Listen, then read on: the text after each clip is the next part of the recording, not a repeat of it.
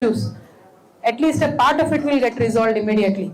Rest can be followed up and resolved in time. So that is the fundamental agenda. So Telangana Jagruti always had a very strong committees across Telangana earlier. Now we are trying to revitalize our organization. In the process, we will also strengthen our organization while solving the issues of the people. What is the political angle to it? There is no political angle. There is public angle to it. That is what we are doing. So you are people are not going to launch any political party after this completion of this part and all. I am not an astrologer, sir. I don't know what will happen in future. Thank you. March April లో కవిత కొత్త party పెట్టబోతున్నారని ఒక ప్రచారం start ముహూర్తం కూడా మీరే fix చేసేసిరా అన్న? అట్లాంటిది ఏం లేదన్న. ప్రజాబాట చాలా అద్భుతంగా ఫినిష్ చేసుకుంటాం. ఏప్రిల్ 13కు ప్రజాబాట ముగుస్తుంది. అంటే ఈ 4 నెలలు కూడా నిన్న మీరు ఆదిలాబాద్ లో డే అంతా మాతో ఉన్నారు.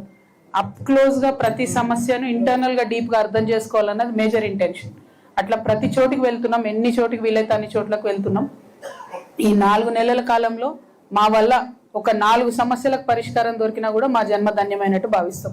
తెలంగాణ జాగృతి సంస్థ బలోపేతం కూడా చేసుకుంటూ వెళ్తాం ప్రాసెస్ లో. మా పాత కార్యకర్తలు ఉన్నారు, కొత్త వాళ్ళు ఉన్నారు, ఇంట్రెస్ట్ ఉన్న వాళ్ళు ఉన్నారు, అందరినీ కలుపుకొని ముందుకెళ్తున్నాం.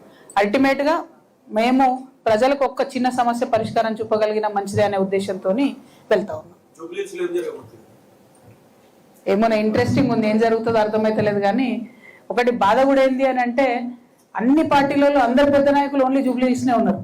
నిజంగా నిన్న ఒక రైతు ఒక మాట అన్నాడు, జూబ్లీహిల్స్ లో రైతులు ఉంటే మాత్రం ఇమీడియట్ గా మా పత్తి పరిష్కారం అవుతుండే పత్తి సమస్య అన్నాడు. ఇప్పుడు ఆడ రైతులు లేరు, ఎలక్షన్ నడుస్తుంది కాబట్టి అసలు రైతులు వీళ్ళు ఇక్కడ పట్టించుకుంటలేరు. అదే ఏదైనా ఒక రూరల్ నియోజకవర్గంలో ఎలక్షన్ అయితే ఖచ్చితంగా ఇవాళ మొత్తం తడిసిన వడ్లు కొనేటోళ్ళు, తడిసిన మక్కలు కొనేటోళ్ళు, తడిసిన పత్తి కొనేటోళ్ళు.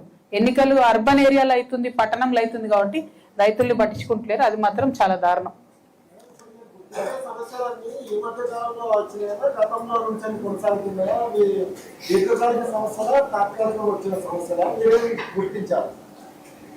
అంటే ఇరిగేషన్ రైతుల సమస్యలు అనేటటువంటి అన్న సీజనల్ గా పంటలు వచ్చినప్పుడల్లా వస్తాయి.